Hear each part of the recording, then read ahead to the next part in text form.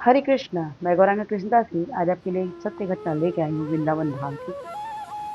घटना कृष्णा भक्त की है। जैसा कि हर बार ऐसा ही आपको सुनने मिलेगा। आज की कथा में एक वृंदावन धाम से एक साधु जा रहे थे, मतलब ग्राम में पैदल चलते हुए यात्रा कर रहे थे, तो वहाँ पे एक व्यक्ति से उनकी मुलाकात हुई जो कि कृष्णा का परम भक्त था। वो कृष्णा की भक्ति बिल्कुल एकदम दृढ़ता से करता था और उसको ये भरोसा था कि जो भी कुछ कृष्ण ने दिया है वो मिला तो है, लेकिन परमानेंट नहीं है। ठीक है।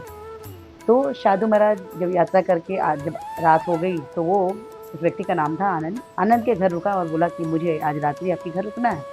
आनंद ने बहुत ही धीरपुर संपन्न और आनंदित रहना, नाम की तरह ही आनंदित रहने वाला आनंद था।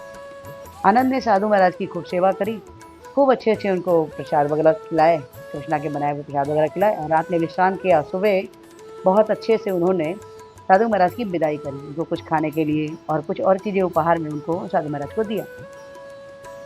साधु महाराज उसके भाव को देख के वो बहुत प्रसन्न हुए और उन्होंने कहा कि आनंद, मैं निष्ठा से प्रार्थना करूंगा कि आप दिनों दिन बढ़िए और आप कई गुना ज़्यादा आपकी उन्नति हो।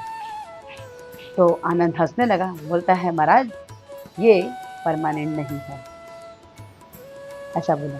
तो साधु महाराज ने सोचा कि कैसे, ये क्या आनंद कैसा बोल रहा है, जो भी कुछ है ऐसा परमानेंट नहीं है। साधु महाराज ने बोला, ये बोलने पे उसने बोला, आनंद ने बोला, और साधु महाराज चले गए। 2 साल के बाद फिर से साधु महाराज जब उस एरिया में आए तो फिर से आके वो फिर से आनंद से बोले, तो आनंद को देखा कि आनंद की स्थिति बहुत बिगड़ चुकी थी, मतलब कि उसके पास धन की बहुत कमी हो गई। आनंद अपने घर को उसका नहीं रहा और वो एक छोटी सी झोपड़ी में रहने लगा।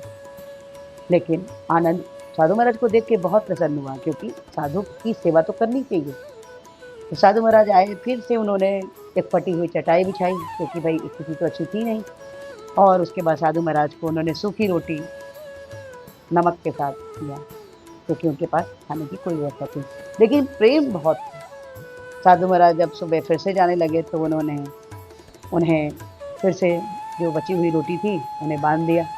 साधु महाराज बहुत प्रसन्न हुए, बोलते हैं कि आनंद, मैं कृष्ण से प्रार्थना करूंगा कि तुम्हारी उन्नति जल्दी से जल्दी हो और अच्छा रहे।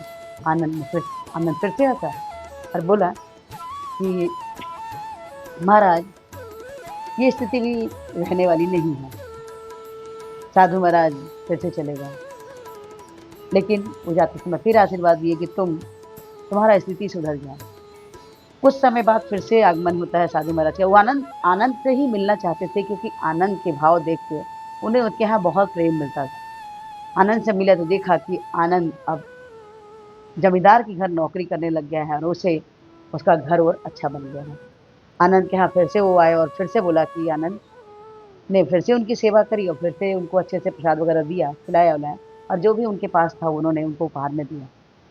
आनंद को देखकर साधु महाराज बहुत प्रसन्न हुए। उन्होंने कहा कि मैं चाहूंगा, मैं कृष्णा से प्रार्थना करूंगा कि आप बहुत अच्छे से जिंदगी जिए।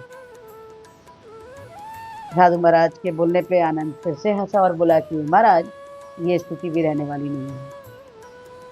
अब साधु महाराज सोचने लगे कि आनंद हर बात ये बात क्यों बोलता है, ये स्थिति भी रहने वाली नहीं है। अब साधु महाराज जब करीब 3 साल के बाद फिर से आनंद से मिलते हैं तो देखते हैं कि आनंद बहुत ज़्यादा संपन्न हो चुका था, क्योंकि जिस जमींदार के यहाँ वो काम करता था वो जमींदार का भी जमींदार बन गया। ऐसा कैसे? तो उन्होंने पूछा कि फिर से उन्होंने अच्छे से उनकी सेवा वगैरह की साधु महाराज की, और पूछा तो उन्होंने कहा कि ऐसा है कि वो जो जमींदार के यहाँ मैं रहता था उनको कोई बच्चे नहीं थे, पुत्र नहीं था, पुत्री नहीं थी, संतान नहीं थी, तो उन्होंने मुझे ही पुत्र बना लिया था, और इस कारण से हमें जो है कि उनके नहीं रहने के बाद उनकी जो भी संपत्ति थी उसे मुझे संभालनी पड़ी, और उसके बाद वैष्णव की सेवा, साधु की सेवा, कृष्णा की सेवा करने के कारण मेरा ये संपत्ति दिनों दिन और बढ़ता गया और आज मैं जमींदारों का भी जमींदार बन गया। तो साधु महाराज बोले कि ये तो बड़ी अच्छी बात है।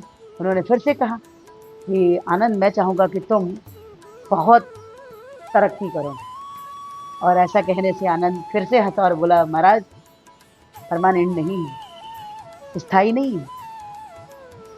लेकिन जब 6 महीने के बाद फिर से साधु महाराज आनंद के घर आए तो देखा कि आनंद नहीं रहा। उनकी पत्नी बूढ़ी थी, किनारे बैठी हुई थी। तो उन्होंने बोला कि आनंद से के विषय में पूछा तो पता चला कि आनंद नहीं रहा। तो फिर साधु महाराज बोले, अब उन्हें बात समझ में आई कि आनंद ये बात क्यों बोलता था कि ये भी नहीं है, ये भी चला जाएगा, ये भी नहीं है, ये भी चला जाएगा, ये भी नहीं है, ये भी चला जाएगा। क्योंकि कुछ भी परमानेंट नहीं है, परमानेंट सिर्फ हरि भजन है। हरि का नाम ही परमानेंट है, हरि कृष्णा ही परमानेंट है और बाकी कोई चीज़ स्थायी नहीं है, स्थायी हो ही नहीं सकती। और आनंद ने साधु महाराज को एक अच्छी सीख दे के गई कि हम तो साधु महाराज ने बोला कि मैं तो साधु हूँ, पर सच्चा साधु तो आनंद ही था, जिसको इस बात का ज्ञान था कि परमानेंट, स्थायी कोई भी चीज़ नहीं है, सिर्फ और सिर्फ कृष्ण का नाम, कृष्ण की लीला, कृष्ण का जप, कृष्ण का स्थान, कृष्ण का प्रसाद, कृष्ण का विग्रह, ये सब ही स्थायी है। बाकी चीज़ें स्थायी नहीं है और नहीं हो सकती। ये छोटी सी घटना कैसी लगी?